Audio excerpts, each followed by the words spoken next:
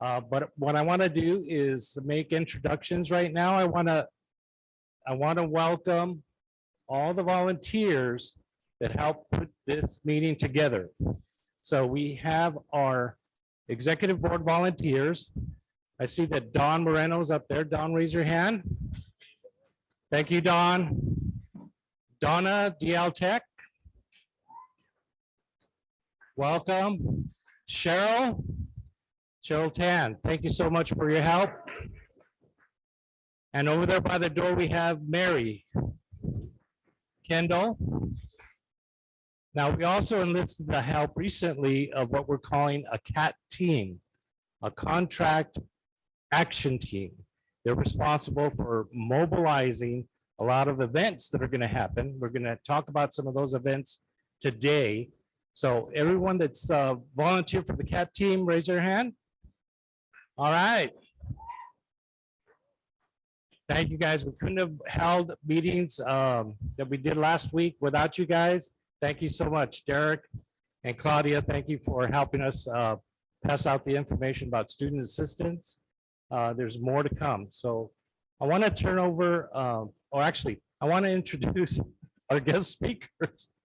All of you recognize and remember Nick Wirtz. He's our labor relations representative. He's going to give a presentation. We also have a special guest here from the Teamsters. We have Terry High Street. Terry, please raise your hand. Thank you. And our guest that's going to give a main portion of the salary study presentation and talk about a lot more updates is Jen Moran. She's our Vice President of Organizing statewide. I'll put it in statewide. Okay, so yeah, since people are going to be raising their voices, if you guys could keep any questions till the end, we'll answer questions at the end. Yes, Mary. Okay. Okay. So there's lunches available to those that have not received a lunch. All right. So let me introduce now Nick Wirtz. He's going to talk about updates with bargaining and other things. Thanks, Diego. The rowdy kids always sit in the back. They have the hardest time hearing. So I'll try to be loud enough for them to hear me, but not fuzzy enough for the Zoom folks.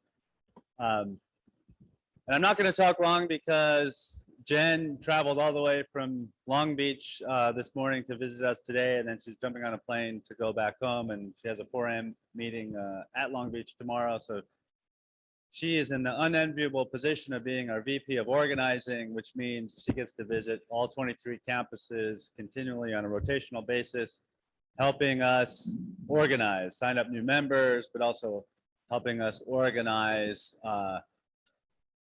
to fight the boss, right? And that's becomes no more apparent and acute than when we're in a contract bargaining campaign, which we are in now. We started bargaining in February, and we don't have a ton of to report yet because a lot of the first few sessions were involved meeting with a third-party person to help us bargain in mutual interest bargaining. It's a new process we're trying out, but that at the end of the day, I see all union bargaining campaigns, contract campaigns as a fight, right? Whenever we're fighting against someone. And this year, it can be kind of confusing. We're trying to do our best to explain this. We find ourselves in the situation of fighting the CSU for more money for general salary increases in our contract, but then turning around and joining with the CSU and fighting the legislature to reform the salary system and to win steps, which is something that has eluded us for so many contracts now since we lost it in the early 90s. But we are much better positioned now than we have been since we lost steps to win them again. So Jen is going to walk us through how that is transpiring, what all the moving parts are, and then how we as members can get involved to help fight for the salary reform that we need. So I'll just touch on getting us started in terms of thinking of where our fight lies. We know that CFA, our colleagues in the faculty, negotiated a contract recently in which they achieved a pretty decent contract with a 4% increase with some aspect of retroactive compensation for the period, the pandemic period, which there were no raises. We essentially had a wage freeze, as well as a minimum 3, maybe 4% next year, depending on the budget, right? So we are going into bargaining, expecting to win no less than the faculty, right? The faculty are, they do different work than us, but they don't do better work than us, right? We are no less deserving in that regard than the faculty. And so we will be fighting in contract bargaining with the CSU to achieve at least the standard that's been set by the faculty. At the same time, we recognize that we need to do more than what the faculty achieved. We need to fix a salary range system which has been problematic since day one. I don't think there's anybody here that will tell you that the current range system and the IRP process is good for workers, is good for employees, right? We can, in the past, we've relied on the general salary increase in July 1 to raise our salaries. But at the same time, that range goes up. So we're never moving up through the range. We're just kind of keeping up with the range.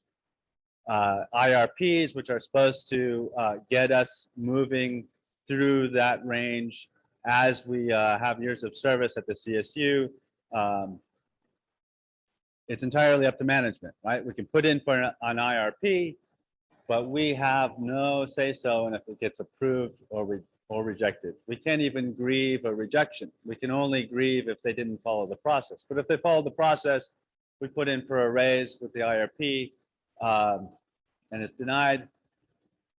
What can we do? Wait a year and try again later, right? So as a result, we know that the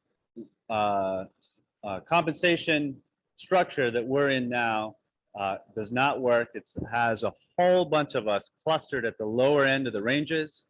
It has led to inversion where new hires are making as much or more than long-term employees, more senior employees. There's all kinds of fancy words to describe problems with the salary ranges: compression, inversion, inequity, longevity bonus, all that applies, right? So we know that in bargaining, we have to do more than win the GSIs that faculty want. How we get there, you may have heard from the updates that we put pressure on the legislature to commission a salary study by an independent company to analyze the CSU wages. That salary study was just finished a week ago, and what is contained in that report backs up everything that we've been saying for years, right? That there is a problem and that the solution, the recommendation is what we have been fighting for years. That is the creation of a step system, which means as you gain years of service at CSU, you automatically move up. No more, begging the CSU, begging your manager, begging HR to approve your IRP. As we work for the CSU and as we put in time and commitment and energy, we are to be rewarded through a system which advances us through that system. So Jen's going to talk a little bit about the salary study and what it means for us and how we get that funded. Because right now, like I said, we're fighting two fights, right? One, we're fighting with the CSU to win the GSIs, but then we're going to turn around and fight the legislature because the salary study was very good for us in terms of what it said and what it recommended. But the money to fund that study right now is at $0, right? What we need is the legislature then to add money to the budget, to the CSU budget, not just for anything, but earmarked and dedicated to staff wages, the creation of a step system. And in that fight, we have kind of a strange bedfellow, and that's the CSU itself. We've been talking to the CSU and the chancellor's office they are committing to join us in putting that pressure on the legislature to fund the salary study. And it's not cheap, right? The movement to steps for all unrepresented non-faculty staff is about 288 million. It's going to take a big campaign on our part in terms of putting pressure, making the state assembly and the state senate and the governor know that this portion of state employees, right, we're the only state employees that don't have steps, that this reform needs to happen. It needs to happen this year. No more punting, kicking the can down the road.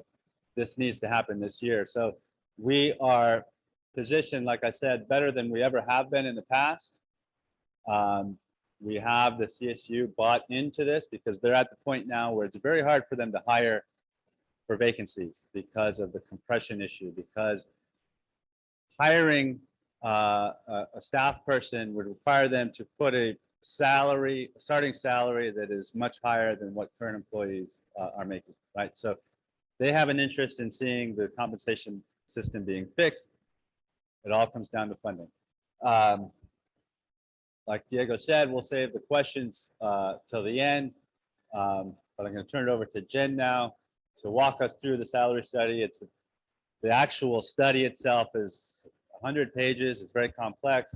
We're going to try to boil it down to the important pieces for us to be able to understand the key elements. And then I think the most important piece is how do we fit in? How does each CSU member, you, everybody sitting in this room, how do we come together in a strategic way to apply that pressure to the legislature and to hold the state accountable for what needs to happen? So take it away, Jen. Thank you, everybody. This is one of the only podiums of any of the meetings I've been to where I can actually like see everyone because I'm usually up to here. Just a quick check for the Zoom folks. Could everyone hear me okay? I'll try to yell. I'm the quietest person in my family. I see that this is being recorded. Before I share the PowerPoint, I do have to stop the recording. I'm not able to include that in any sort of media that is shared or that is shareable. So we will restart the recording after we get to the questions. Or I should say I'll pause the recording and take questions.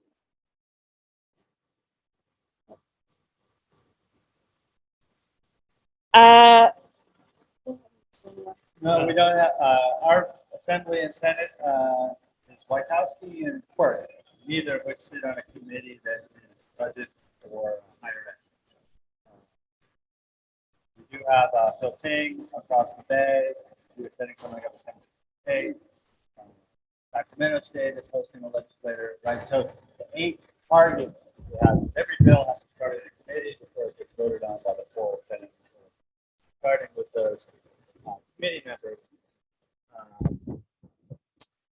for those campus events where we bring the legislator and we are packing the house, so to speak, and putting the pressure and starting with those committees. The postcards and the voter voice, that's the online automated system, which sends, we're sending to everybody because eventually it will be voted on, the budget, the state budget will be voted on by every legislator, right? So 2 things to take away from today, if anything else, is we definitely always need help. So if you're interested in helping in these activities, please contact Mary or Diego or Donna or Don or any of the stewards about helping out on the CAT team. And then the second is starting in May, the CAT team will be distributing the postcards for everybody to sign, and we're not limiting just to staff, right? We're going to be asking faculty to sign. We're going to be asking students to sign. We're going to be asking community members to sign, right? Grab some postcards, have your spouse fill them out, have your sibling, have your parents, have your kids, right? So we want to make sure we generate thousands of postcards going into the state assembly and the state senate across the state, because it's kind of all hands on deck. Like I said before, we've never been better positioned to reform the salary system than now. And we need to do everything we can. At the end of the day, if we fail, it's not for lack of trying, right? It's something else, right? It's not us. We did everything that we could in our power to make sure that we put enough pressure on the legislature to get this thing funded, right? And that involves every one of us doing something, right? Taking action. It could be as simple as signing that postcard and getting a coworker or getting a friend to sign it. We'll gather them up and we'll be taking them to Sacramento at the beginning of June when the budget talks get hot and heavy. So I just wanted to add also that these legislative visits are supported by the CSU. In fact, they have committed to us that they will instruct chapter campus presidents to allow staff at those campuses to attend on state time without having to claim any time. So if for whatever reason something gets added here, we'll communicate that with you. If you want to take a vacation day and head over to San Francisco to support their event, or head over to Sacramento to support their event, the more the merrier. We will also be having, I think you've talked about tabling. Has that gone out yet? Not yet. There'll be tabling on campus that you can attend and help out with. And then we will also be planning rallies at various points as we progress through the process. We're trying to figure out, we don't know yet exactly when the money is going to be talked about on the bargaining team side. And I'm not talking about the salary study, I'm talking about the general salary increases. When we get to that point, that's when we'll start doing more rallies and whatnot on campus. There's a question in the chat about, is there a salary study, a salary increase scheduled for this July? We do expect to have one for this July. I don't know what the percentage might be. We don't expect to do any worse than CFA. And then someone said, can we repeat the questions for Zoom? The previous question that I answered was about whether or not the salary study would be retro, only to when it's funded. So a question on Zoom, should I wait to submit another IRP or employee development plan until this gets settled? I don't think anybody should wait. I don't want to take anything for granted until it's actually funded and approved. So if you want to submit for an IRP, go ahead and do it. The hope is that it's a moot point and you don't end up needing it, but go ahead and submit it, yes. I did also want to point out, one of the things that we're trying to do as we go through this contract campaign is bump up our membership numbers, because we need to be able to show power to the CSU and demonstrate that we have enough support from the people that we represent to sustain a strike if we need to. We don't want to have to strike, but we need to be able to strike. So we are only a few percentage points away from that magic number of 80%. Your campus is actually pretty strong.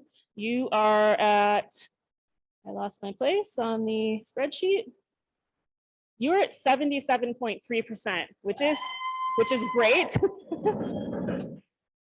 That is fantastic. That is a very strong number. So you're super close to that magic point of 80%. So if you're not yet a member here today, let's get you signed up. If you have coworkers that are not members, encourage them to sign up. I have a stack of my business cards here that you can take with you to hand out.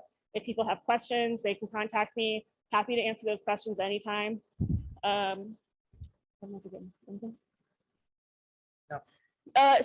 there's a question in the chat. Do you have to re-up every year? You do not. Once you join as a member, you're a member. But you might see you will see on our homepage that there is a renew button.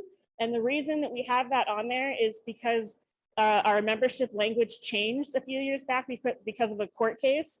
And we're trying to get everyone on the same language. So if you're not sure, you can go ahead and submit that. If you've been a member forever and if you aren't sure you're on the new language, go ahead and fill out that renew thing. It's not going to double charge you. Do you have any more questions? I'm not sure so the question for folks on Zoom is what happened after the last audit that happened around layoffs. I'm not sure what audit you're talking about, but are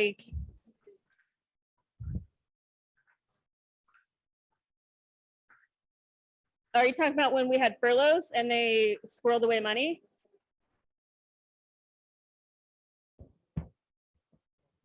Yeah, they still have it.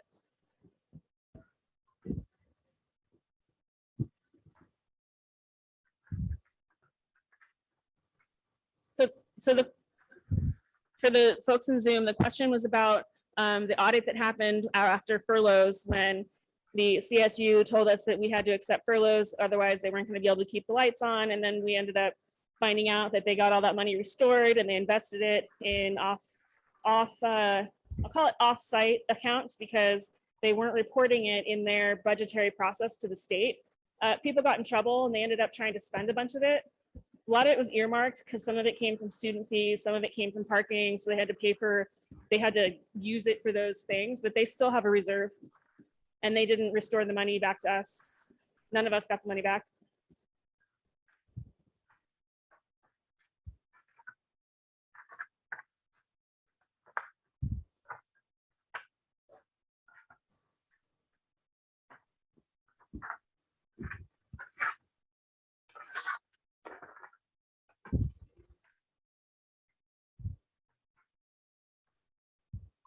So we are, they did come to an agreement on or almost to an agreement on new layoff language.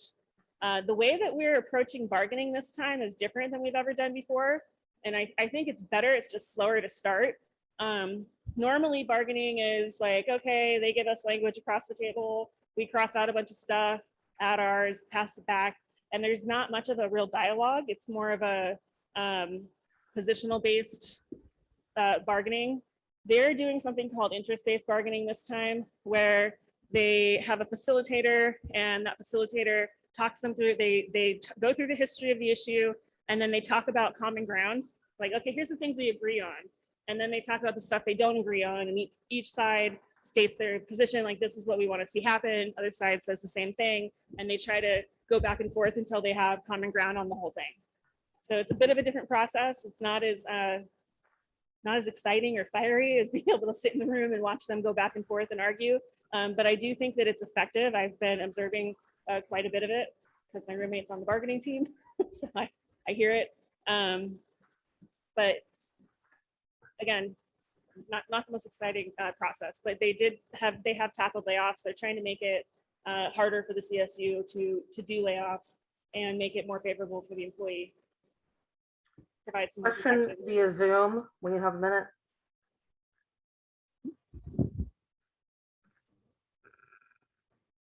Did you hear me or no? I can hear you, but do you have a hand up? I don't see. I can put a hand up if you like. Well, that's how I would notice if somebody on Zoom wanted to ask a question. Okay, there you go. Okay. Go for it. Okay, just really quick, when you were talking about us making sure that we are enrolled in the union, can you put up a link in the chat so that we can all go to the webpage right, after this? Sure can. All right. Thanks, Oh, Catherine, for asking that Somebody question. already, it's just a quicker way, but somebody already did it, I think. I'll give you the link. It's csueu.org. And Awesome. right on the first landing page, you'll see the join link. And Jennifer has added her email if you have any questions relating to membership or anything. Yeah, feel free to reach out. I know that my email was put in the chat during the town halls. And during the first town hall, I actually stepped out of the room for about 2 minutes and I came back and saw my name and my email in the chat. And I had no idea what they were telling people to contact me for. But it was questions, good questions. Hands up.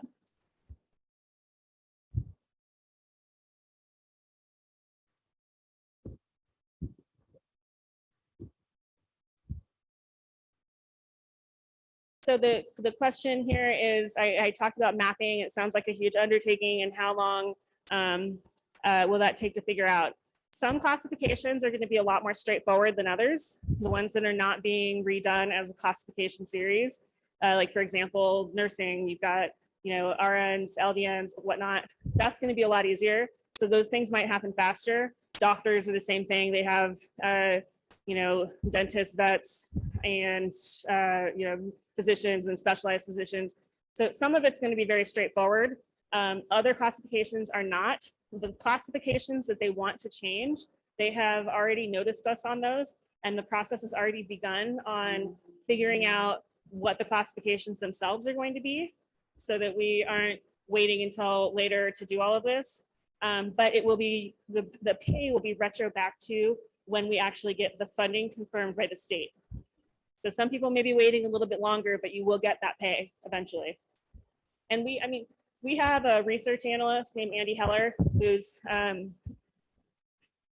pretty phenomenal about all of this stuff. The numbers, the scales, the reason they are as strong as they are, they're going to be as strong as they are, is in large part because of the calculations he did working with Mercer. We will be a part of that process. There will be an opportunity to appeal or challenge if you think that you're not being classed right, or if your position's being misinterpreted, your PD is being misinterpreted. There will be a process where we can engage interactively on that.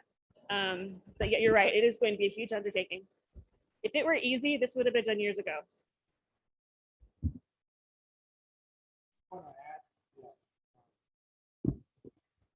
We're not going to be able to do this without your support. I don't want to mislead you in any way, but without your help, this is not going to happen. We're going to need to mobilize. We're going to need to now present our case to legislators. We haven't done that before. So it's going to be a huge event, but it's going to be easy if we all get together and support each other. So if you know people that aren't members, have them sign up, have them sign the postcards, have them log in online and send those emails. We're going to be sending out a lot of information, pass it along and make sure that people know what's going on. The deadlines, the timeline is going to be short. I mean, we're talking May what, 6th? Yeah, a couple of weeks.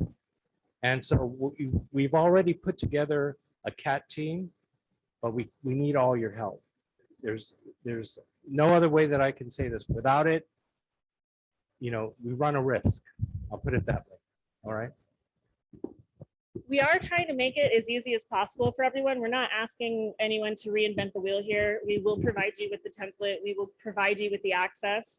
We aren't going to ask anyone to just, yeah, go figure it out on your own. That's not it at all. We will serve it up to you. We just need you to take it and take that next step by submitting it and encouraging others to do the same. Also, join the CAT team. CAT team is something that we hope will grow all the way through the process. It's not a huge time commitment. It's less than an hour per week for the most part. And the more people, the better. Hand up.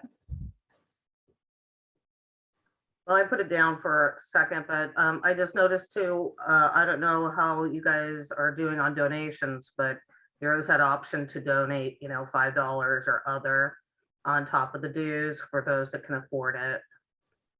Yes, she's talking about the PAC contributions. That's a voluntary contribution that you can make monthly to help us do exactly what it is that we've done. We could not have gone after salary steps without the PAC. You were asking a question?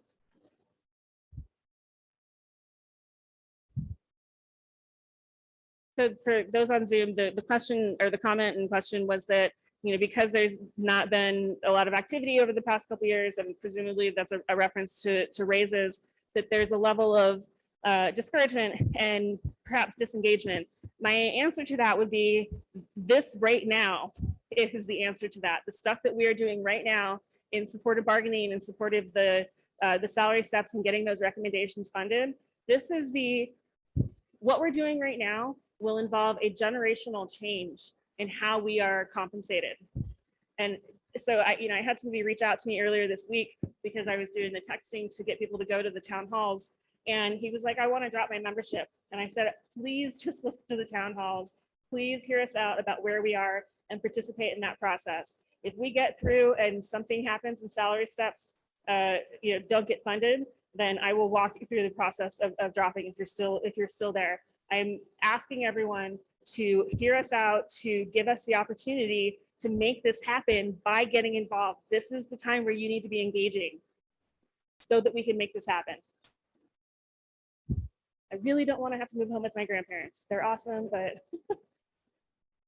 there's going to be a lot of communications coming out, both from the chapter and the CAT and the statewide. If you're not already signed up to receive statewide communications, you can do that from our homepage, csueu.org. There's a form that you can fill out. You should be getting them, but maybe if you were bored by them before, you opted out at some point, sign up for them again, because we're putting out a ton of great information on bargaining and what's happening right now. I think you raised a key point in terms of activating union membership, getting people involved and increasing our power, because it's, you don't have one without the other, right? Our power, any union's power rests within its membership and how active it is, and how much the leadership asks of the rank and file, right? There's no guarantees in any of this, right? We can fight as hard as hell and still not get the legislature to fund the study. But there is a sure way for us to fail, and that is for us to do nothing. I sat in on a call last week with the union leadership, and one of the leaders expressed on the call some reservation, saying, if we roll this out and we ask all our members statewide to get involved, fill out a postcard, go to a rally, go to a meeting, go to a picket, take time off work to go to Sacramento and lobby the legislature, and we fail, won't everybody be pissed off at us and lose hope and lose faith in the union? And my counter to that is, won't everybody be pissed off at us if we didn't ask them to do something? If we were this close to achieving salary reform and we didn't engage our membership and we didn't get everybody excited, how pissed off would you feel if, in retrospect, you realize how close we were and the union didn't ask you to be involved, right? So it's always that question of like, do we get everybody riled up and ready to fight and we lose? Won't they just be mad at us because we didn't win? Maybe, but I think they'd be more mad if we never engaged people to participate in the fight, right? Because that is the surefire way to win nothing, is to not fight and not to organize, right?